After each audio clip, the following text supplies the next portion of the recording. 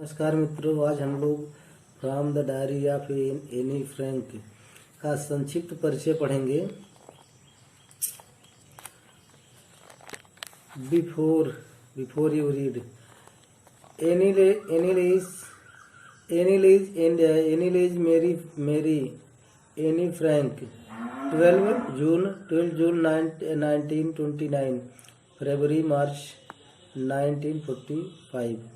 एनीलेस मेरी जो कि एनी फ्रैंक, जिसका शॉर्टकट में एनी फ्रैंक कहा जाता है, जो कि 12 जून 1929 में पैदा हुई, फरवरी मार्च 1945 में मर गई।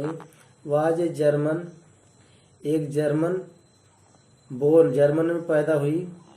जीविश गर्ल, यहूदी लड़की थी, मतलब यहूदी परिवार पैदा हुई थी। हु रोट, जो लिखी थी।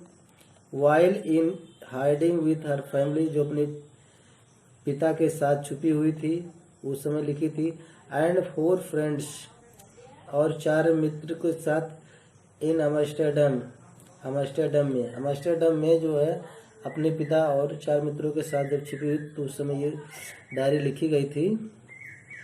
During the German occupation of the Netherland in world war second, जब दूसरे विश्व युद्ध के समय पर जर्मन ने नीदरलैंड पर आक्रमण कर दिया था, अधिकार कर लिया था, उस समय ये डायरी लिखी गई थी। हर फैमिली, उसका परिवार। हैड मूव्ड टू अमस्टरडम, उसका परिवार अमस्टरडम चला गया, मूव टू में चला गया। After the Nazis gained power in Germany, after बाद में जब नाजिस जर्मनी पर सत्ता अधिकार कर लिए थे, अधिकार करने के बाद इनका परिवार अमस्टरडम चला गया था। बट वर ट्रैप्ड, लेकिन कैद कर लिया गया। When the Nazis occupation extended into the Netherlands,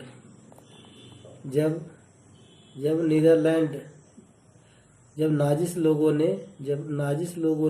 when Nazis occupation, जब नाजिस अधिकार नीदरलैंड पर अपना अधिकार बढ़ा लिया, तो वो सब कैद कर लिए गए। ए परसिक्यूशन में होता कष्ट अगेंस्ट द ज्यूइश पॉपुलेशन।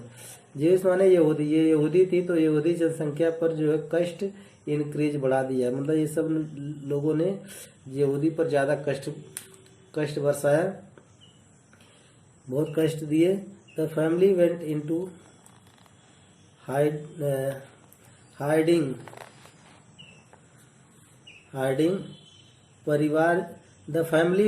परिवार चला गया। हाइडिंग छुप गया। इन जुलाई 1942 में छुप गया। इन्हें हाइडन रूम, एक कमरे में छुपा। इन हर फादर, उस कमरे में उसके पिता भी छुपे थे। ओटो, उसके पिता का नाम ओटो था। और फ्रैंक एस ऑफिस बिल्डिंग, जो कि फ्रैंक बिल्डिंग में छुपे थे। आफ्टर 2 years इन हाइडिंग, 2 वर्ष छुपने के बाद। द ग्रुप, जो उनका समूह था, वाज बीट्रेड, धोखा दिया, मतलब जो है पकड़वा दिया। And transported to the concentration camp system, और उनको कंसंट्रेशन कैंप सिस्टम में भेज दिया गया। Anne died of typhoid in a Bergen Belsen within days of her sister Margot Frank. तो वेयर, जहाँ एनी जो थी, एनी फ्रैंक थी, डाइड ऑफ टाइफाइड से मर गई, बर्जन बेल्सन में। Within days of her sister Margot, और कुछ दिन के अंदर ही उसकी बहन जो मॉर्गॉट फ्रैंक थी, वो भी मर गई। तो हर फादर, उसके जो पिता थे Otto, the only survived of the group, समूह में केवल वही अकेले बचे थे, बाकी ये दोनों बहनें मर गईं। रिटर्न टू अमस्टरडम, जो अमस्टरडम वापस लौटे। आफ्टर द वार एंड, जब युद्ध समाप्त होने के बाद लौटे। टू फाइंड पाए that the diary had been saved, जो कि डायरी सुरक्षित मिल गई, सुरक्षित थी, वो खोई नहीं थी। कॉन्विंस्ड, विश्वास हुआ, that that it was a unique record, कि यह एक अद्वितीय रिकॉर्ड है। ही टुक एक्शन टू हैव पब्लिश्ड, वह उसे पब्लिश करवाने के लिए ले गए। इंग्लिश, जो इंग्लिश में प्रकाशित हुआ, अंडर द नेम, उस डायरी का नाम the diary of a young girl, उस the diary of a young girl के नाम के अंतर्गत अंग्रेजी में वो प्रकाशित करवा दिया गया। The diary was given to Anne Frank, जो डायरी था वो एनी फ्रैंक को दिया गया था फॉर हर 13 बर्थडे, 13वें जन्मदिन पर। And Chronicle the events of her life, जो उसके जीवन की पुरानी घटनाएं उसमें लिखी हुई थी। फ्रॉम 12 जून, 12 जून से लेकर के 1942, 1942 तक, until its final entry of 1 अगस्त 1944, तो 1942 से लेकर के उसकी अंतिम एंट्री 1 अगस्त 1944 तक पुराने रिकॉर्ड उसमें मिलते हैं। It was eventually translated from its original Dutch into many languages, तो इट वाज इवेंचुअली, और अंत में ट्रांसलेटेड, अनुवाद किया गया, फ्रॉम इट्स ओरिजिनल डच, ये मूल डच भाषा थी, इनटू मेनी लैंग्वेजेज, उसको कई भाषा में अनुवाद किया गया, एंड बिकेम, और हो गई, one of the world, yes, दुनिया की मोस्ट वाइडली, सबसे विस्तृत रीड बुक्स, पढ़ी जाने वाली किताब, और दुनिया में सबसे अधिक विस्तृत से पढ़ी जाने वाली किताब ये हो गई। There have also been several films, इस पर कई फिल्म भी बनाई गई है, टेलीविज़न सीरियल भी हैं, एंड थिएटिकल प्रोडक्शन में भी इसके बनाए गए हैं, एंड इवन एन ओपरा, और एक ये ओपरा भी बनाया गया है, बेस्ड ऑन द डायरी, जो डायरी पर आधारित है।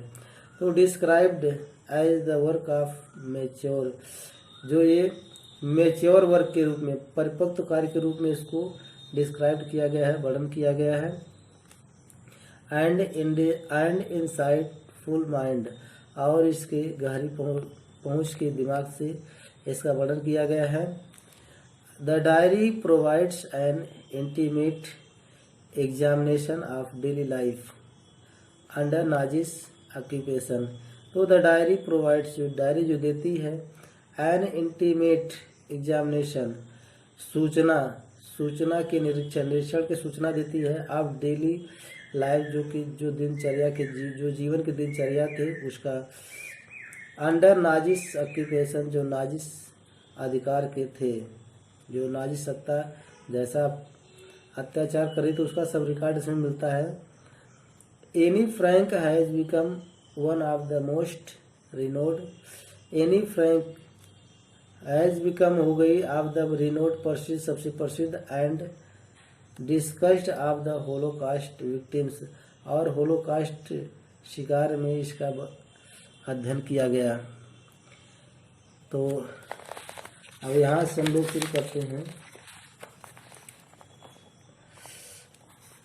Writing in a diary is a really strange experience for someone like me, तो राइटिंग इन ए डायरी लिखना, is a really strange experience, वास्तव में एक अजीब अनुभव है, फॉर समवन लाइक मी, मेरे जैसे लोगों को डायरी लिखने का अनुभव एक अजीब टाइप है।